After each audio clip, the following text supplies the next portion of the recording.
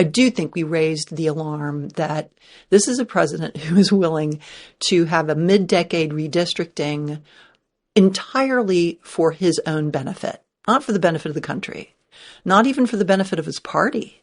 It's really for his benefit. That's really shocking.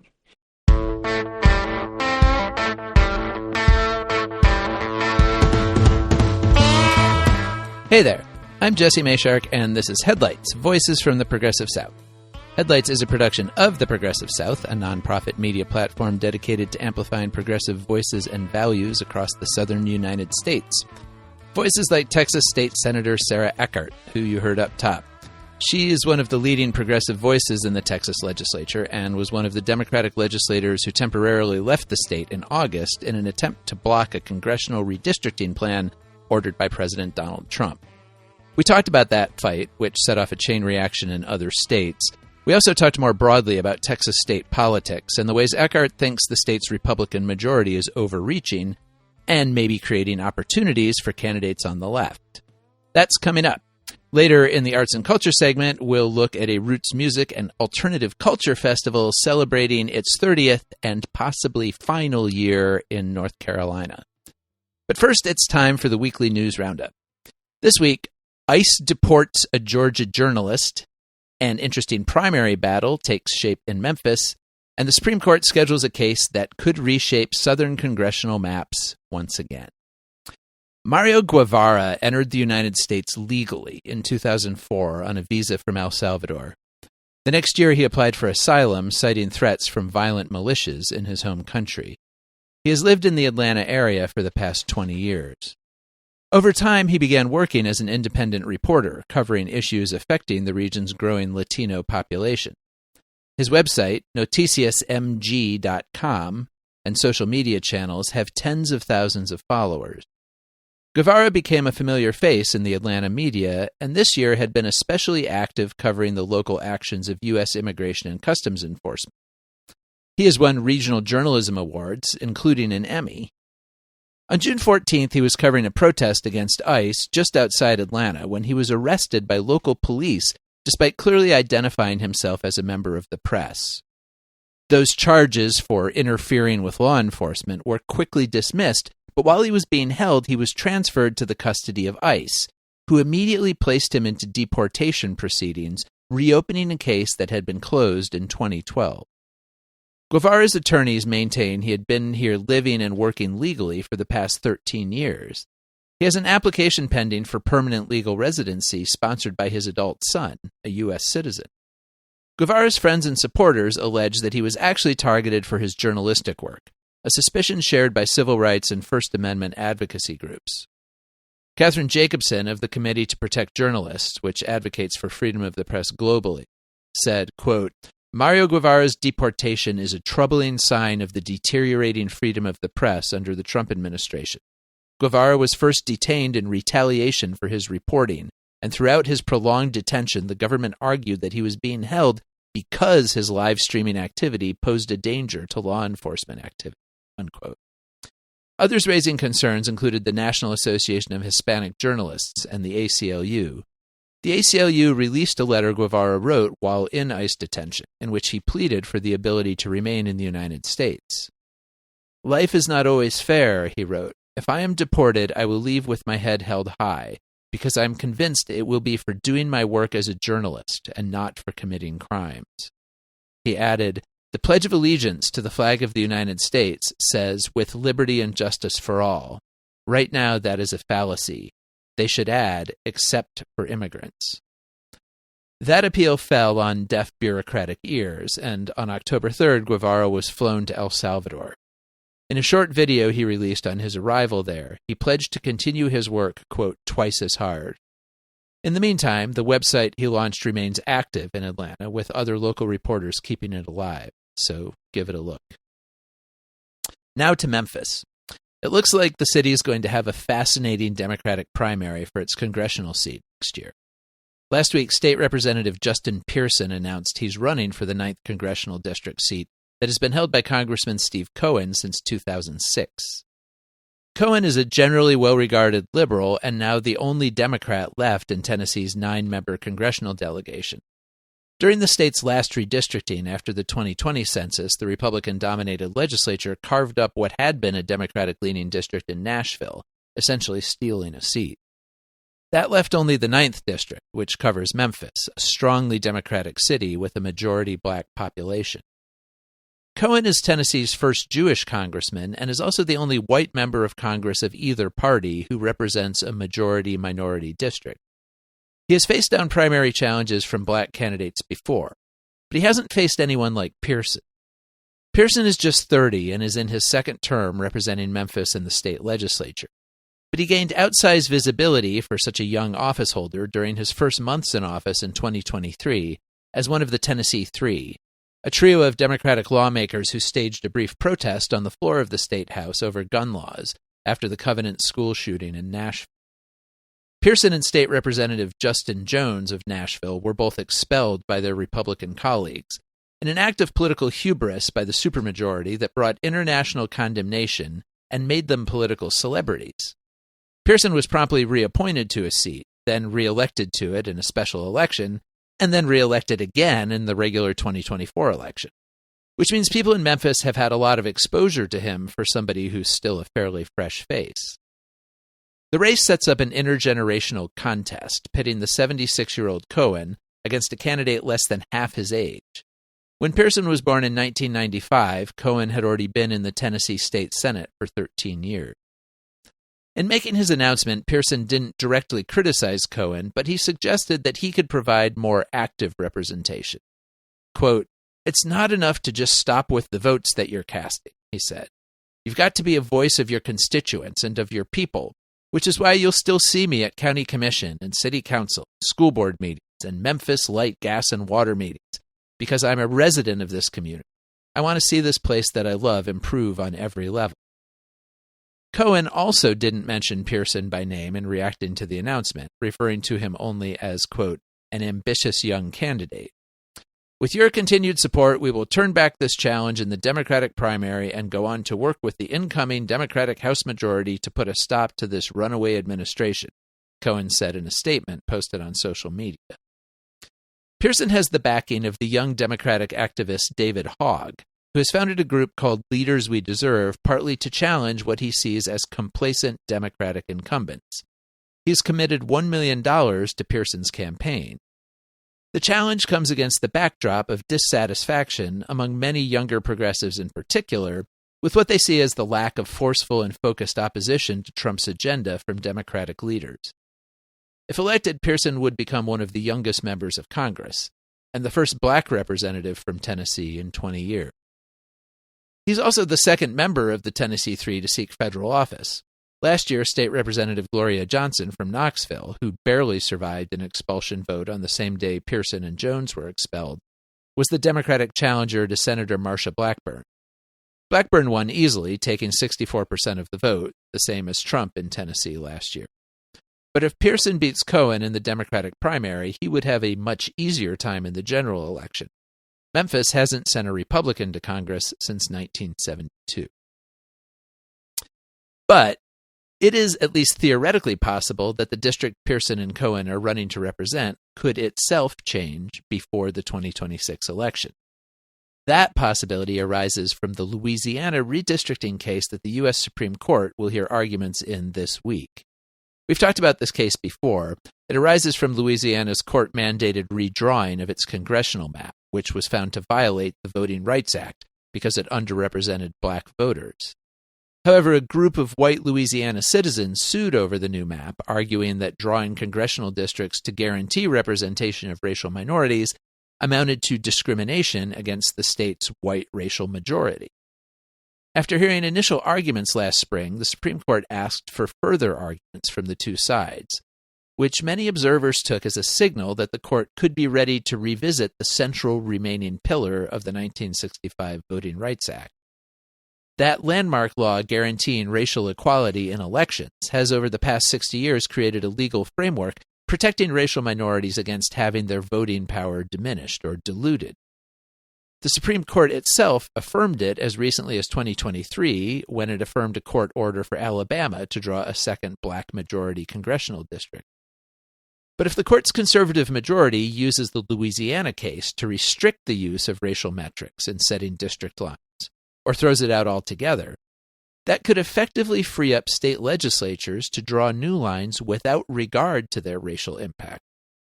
The court has already removed restrictions on partisan gerrymandering, saying states are free to draw districts to favor whatever political party they want.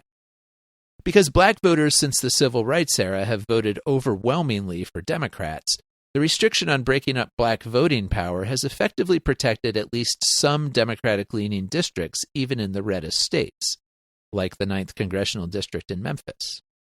Without that restriction, a state like Tennessee could break up the Memphis district into more Republican-friendly pieces.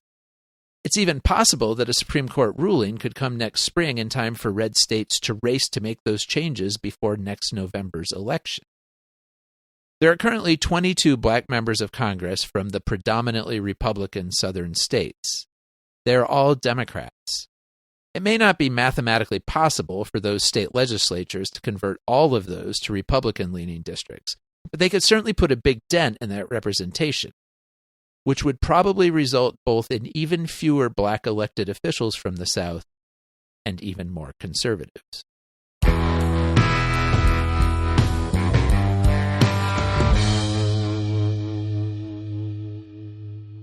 Okay, now we're to my interview with Sarah Eckhardt. She's a Democratic state senator representing Texas's 14th district, which covers part of Austin and its metro area. She's been in office since 2020 and was most recently reelected in 2024, without opposition since the Republican Party didn't even bother to field a candidate in the heavily liberal district. Before that, she was elected twice as county judge in Travis County, which is where Austin is. That's not a judicial position. County judges in Texas are the equivalent of county executives or county mayors in other states. She also served as Travis County Commissioner, and prior to that, as Assistant County Attorney. But her political lineage goes back much farther than that. Her father, Bob Eckhardt, was a major figure in Texas Democratic politics. He was a U.S. congressman who represented part of the Houston metro area for 14 years, from 1967 to 1981, and before that, he'd been a state representative. He was part of a group of Texas liberals who emerged in the 1950s in opposition to the pro-segregation conservatives who dominated the party. He was also one of the founders of the storied Texas Observer magazine and served as its political cartoonist. Sarah Eckhardt is one of the most outspoken progressive voices in the Texas legislature. She often clashes with the arch-conservative Lieutenant Governor Dan Patrick, who presides over the state Senate. She was among the Democratic legislators who left the state in August in an ultimately unsuccessful attempt to block the redistricting plan adopted by Republicans to create more Republican-friendly congressional districts in the 2026 midterm election. Eckhardt is now considering a run for one of those Republican-leaning congressional seats next year. I visited her office in the Texas state capitol in Austin last week. We talked about all of that and where she sees the opportunity and the need to offer Texans a different model of leadership. So, Seth, let's go to the tape. All right, Senator Eckhardt, thank you so much for the time. I really appreciate it. Thanks for having me. To start with, I wanted to ask just a little bit about your background and your family history. Obviously, your father was in Congress for, I guess, most of your childhood, probably, while you were... Yeah, a good part of it. He was there for about 14 years. So what was that like growing up in, a literally political family? And what did you learn from him, both, I guess, in terms of principles and politics? And what about that led you to eventually want to do it yourself? Because I can imagine some people growing up in that circumstance would say, I don't want any part of this. Well, there were two tracks running in my house at the same time. I'm the youngest by a long shot of a big family. So my dad was born in 1913. My mom was 18 years younger than him, born in 1931. So with him, you had this individual who was born in a Texas that doesn't exist any longer, that was radically changed by the oil and gas industry, and was a major factor in the New Deal. the progressive movement in Texas, and the progressive intellectualism in Texas was a big thing. Now, my mom, born nearly 20 years later, was part of a academic and journalistic renaissance in Texas. She and her first husband was a novelist. The two of them both worked for Lyndon Johnson when he was a U.S. Senator. And then she sort of embodied this, a feminist revolution, while my dad really embodied kind of a labor and civil rights revolution. And, what was your impression, I guess, as a kid of politics? Did it look noble? Did it look ugly? Did it look difficult? Like, I guess what either drew you to it or gave you reservations about it? I'm the only one of the children, and there's 7 of us between my mom and my father. I'm the only one who went into politics, per se. So while it looked, from my child's perspective, dangerous, arduous, filled with gamesmanship, very high stakes, it also looked like a very noble pursuit. That what my parents were trying to do is find solutions that created the greatest good for the greatest number, which still seems like a very, very noble goal for, that seems like a very good livelihood. Mm-hmm. Sure. Well, and obviously Texas politically has changed a lot, certainly from the time that your father was in office. Clearly there was the impact of the realignment after the civil rights movement, the Southern strategy, the shift of conservatives solidly to the Republican Party.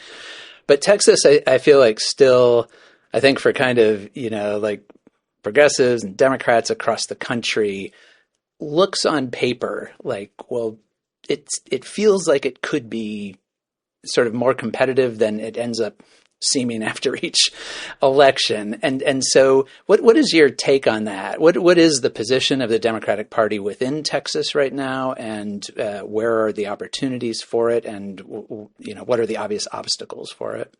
Texas is an interesting state. Texans have always considered themselves extremely independent.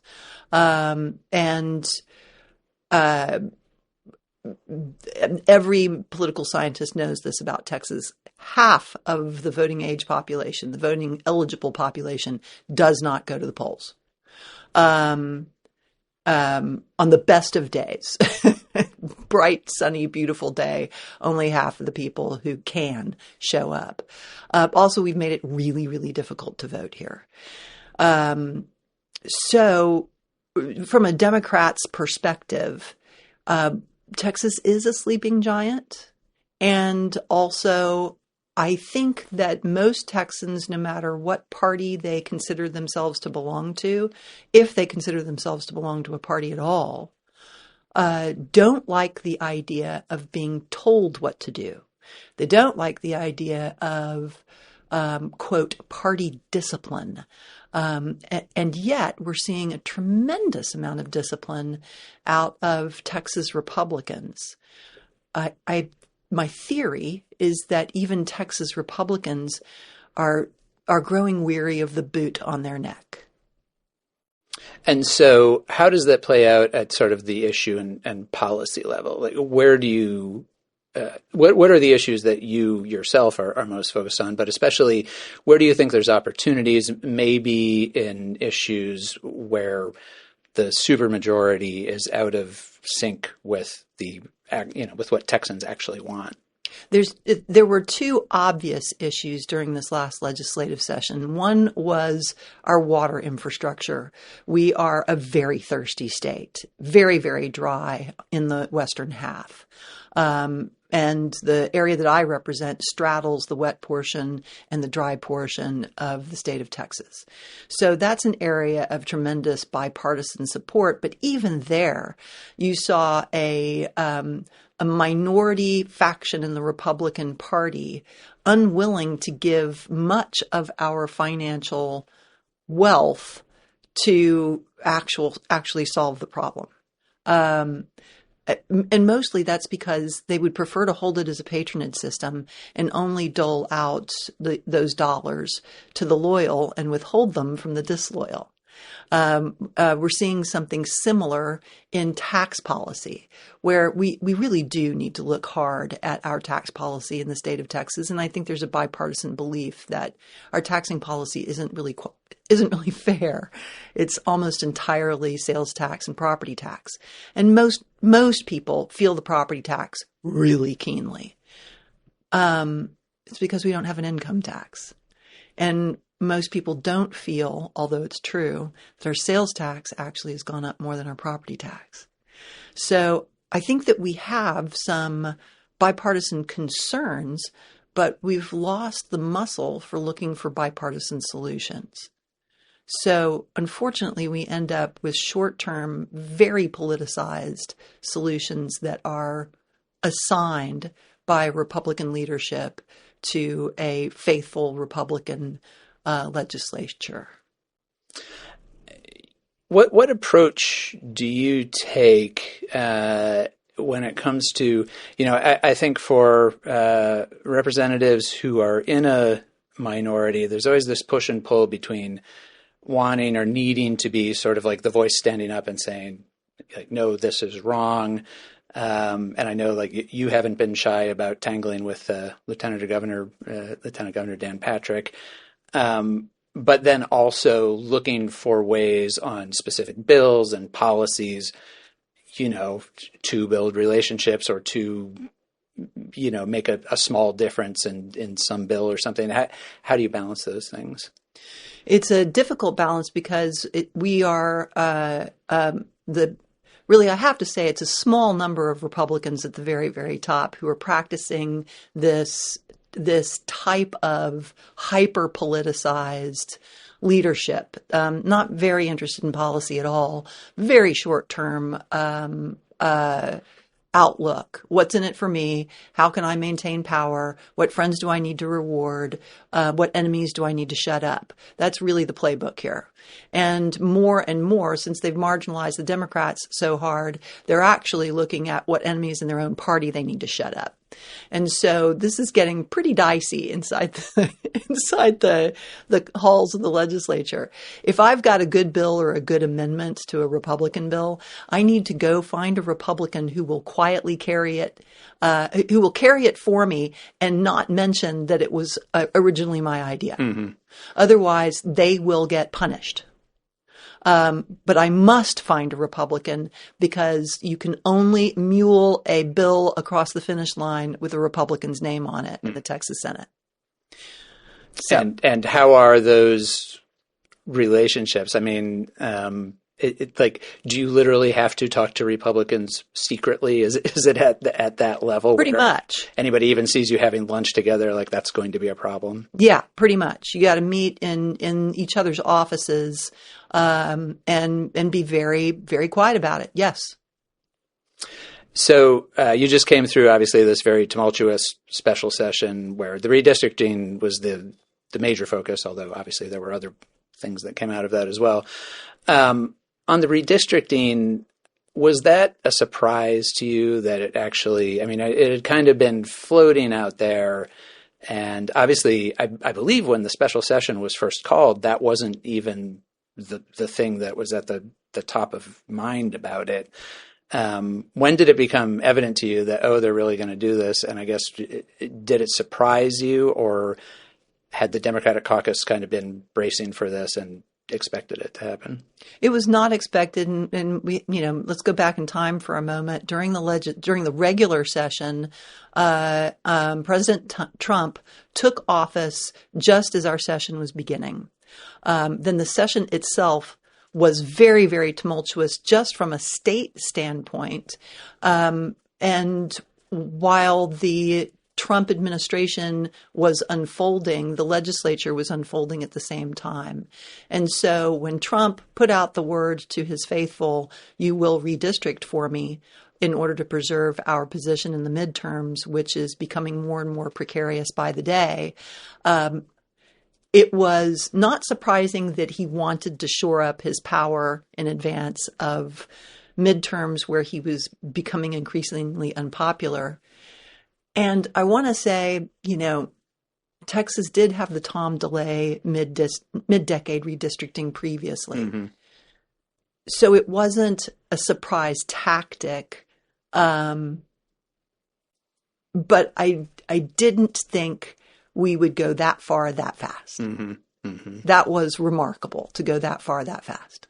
And so what position did that put you all in as the Democrats and figure, I mean, obviously your options for responding were somewhat limited, and I guess how quickly did you have to come together and figure out what you were going to do?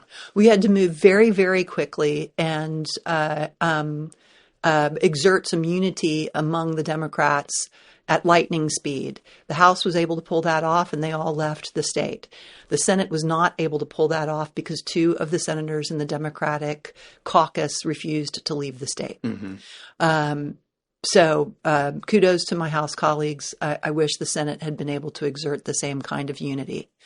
The Republicans had something that they used to their advantage that was absolutely repulsive.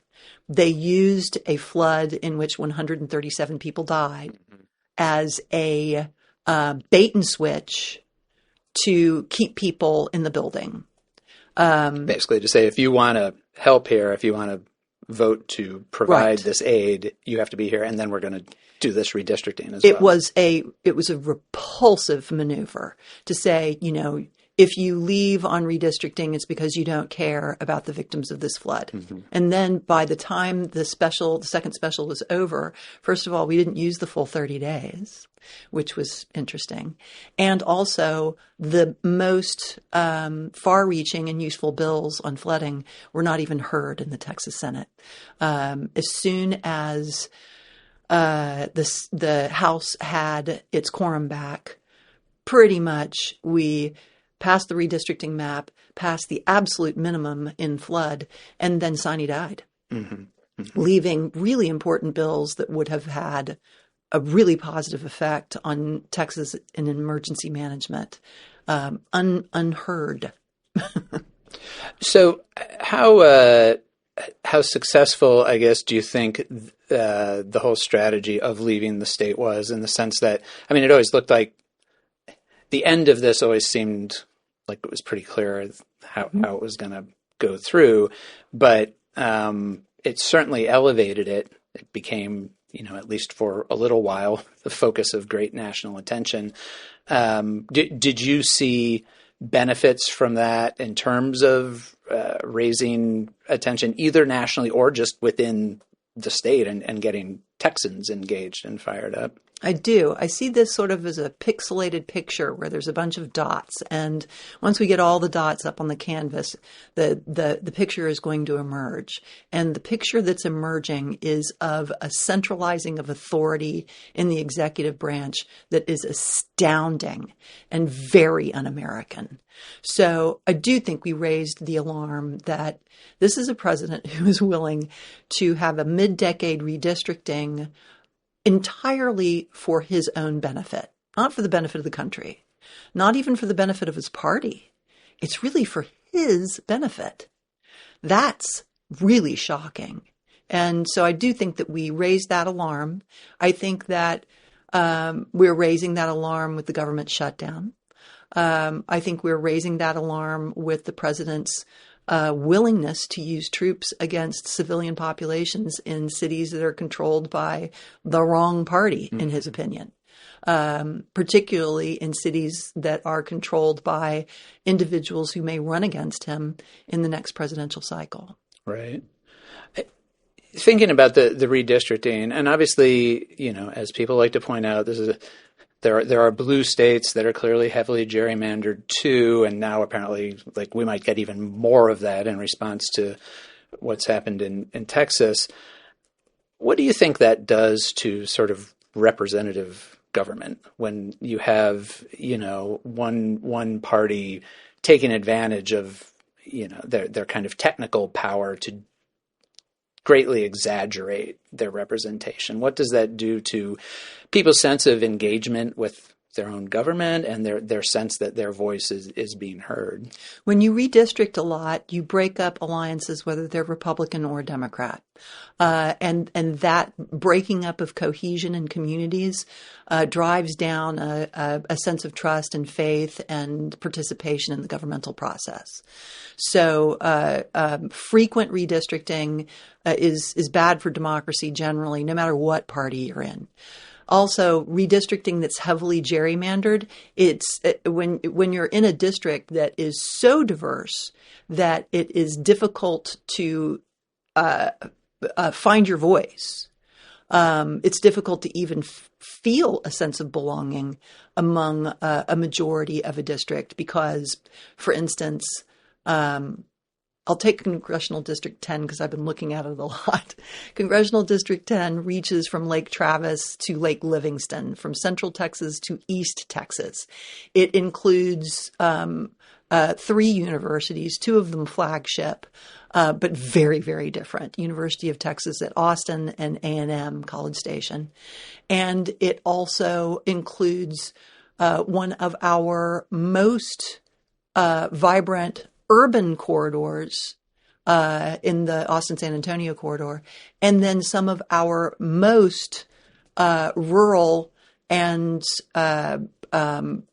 vibrant agricultural lands. It's going to be interesting.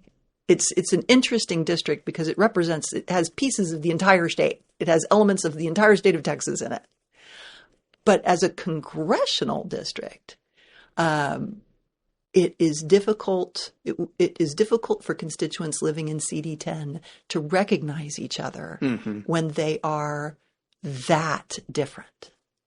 And they probably have neighbors or people, physically, culturally, whatever, much closer to them who are not in their district, right? So no matter who is elected to a district that is that extruded, a large percentage of the people in that district will not feel represented by design. And that's not good for democracy. That's the reason why under the Civil Rights Act, there's a compactness test under court cases. You want a compact district so that the constituents actually recognize each other and each other's interests instead of not knowing each other. So all that said, you are thinking of running for that district next year, District 10. I guess what is going into your consideration of that? And, obviously it is a district designed to be friendly to Republicans. How important do you think it is for there to be, good, active options, I guess, for voters in a district like that? Whether it's Congressional District 10, any of the heavily gerrymandered districts in the Houston area, the Dallas-Fort Worth area, South Texas, where we saw some pretty considerable gerrymandering as well. Everyone deserves a choice in the election, and everyone deserves to have a sense of belonging in their representation. So I think it's important. I actually believe that, call me Pollyanna, but I actually think that Republicans and Democrats have a tremendous amount of common ground. When my father was in the House, he worked a lot with George Herbert Walker Bush. They were 2 different parties. They had very different philosophies of governing, but they found a tremendous amount of common ground. A good policy idea doesn't care what party it comes from. Good policy is good policy. So to wrap up, I wanted to ask a question also having to do with a different part of your background, which is you have a theater background. You have a degree in theater from NYU, and I think you were part of the Atlantic theater company in New Yeah, York. wow, yeah. You did some research there. Well, I can Google. But I wanted to ask this because my wife was a theater kid. She grew up doing regional theater, and she talks a lot about how much she took from that to sort of everything else she's done in her life in terms of being able to work with a diverse group of people, solve problems on the fly, and, the show must go on. So I'm just kind of curious, what from your theater background, if anything, do you draw on or has been useful in politics? Oh, a tremendous amount, actually. Your wife is absolutely right in that regard. The basis of my belief that there's a tremendous amount of common ground between Republicans and Democrats comes straight from my theater training. Human beings have a desire to belong and to have their story told with fidelity, and to be recognized for what they need. And we are a species that works best in collaboration. We're not the fiercest animal in the jungle, and yet we've managed to hit the apex of the ladder because we work together, because we do recognize each other's humanity. I mean, a good play is one that's going to make you cry whether you live in Texas or Philadelphia or Mozambique, because the human experience is a human experience. Great. Well, I think that's a good place to wrap up. So thanks again. I really appreciate it. Thank you.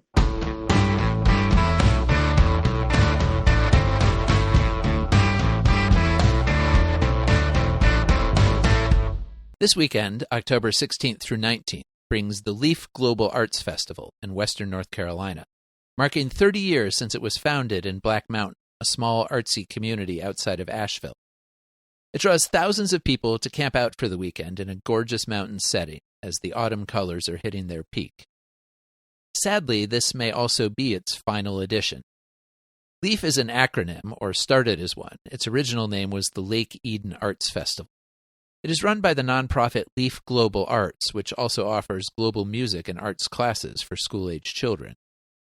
And it's more than just another music festival. It has long served as a gathering place for various strands of alternative Appalachian culture. It does have marquee headline acts. This year includes bassist Victor Wooten, hip-hop group Arrested Development, and singer-songwriter Valerie June. But it also offers a range of participatory activities, including dance classes, yoga, assorted musical jams, and a healing arts area. There was no Leaf Festival last year because Black Mountain was among the North Carolina communities devastated by flooding from Hurricane Helene. This year's festival will include remembrances of the flood and its victims. Leah Song of Rising Appalachia, our interview guest a few weeks ago, will perform at the closing ceremony. But it also comes as Leaf Global Arts is struggling like many festival organizers. Attendance at music festivals has fallen in recent years across the country, for reasons including rising costs and ticket prices, shifts in audience tastes and habits since the COVID pandemic, and frankly, money-grubbing commercialism, as many have come under the ownership of major corporations like Live Nation. The latter, at least, does not apply to Leaf. It is now offering tickets at a 30% discount to try to entice a larger crowd, and to make it easier for people to be part of what could be its last hurrah. Festival director Lee Mayer told WLOS News, quote, "We wanted to make sure that if this could possibly be the final festival, that people had an opportunity to come back if they wanted to." So, if you've always meant to go to Leaf, or you've been before and have meant to get back to it, this weekend is probably a good time to do it. You can find information at theleaf.org.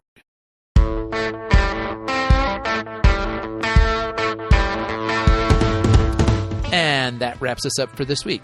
Remember, the Progressive South is a nonprofit media outlet, and you can find information about contributing to our efforts on our website, theprogressivesouth.org. If you do feel moved to make a donation, first of all, thank you. And second, make sure you make a note in the comments accompanying it that it is for the Progressive South. Thanks to Bark for our theme music, and to Lord Seth the Libertarian for his production work here at Barbarian Production. And thanks to you for listening. Remember, you can call and say hey from wherever you are. Just leave us a message at 865-214-7764. That's 865-214-PROG. Tell us your first name, where you're calling from, and take up to a minute to let us know what's going on where you are. You can also write me at jmayshark@theprogressivesouth.org. We'll talk to you soon.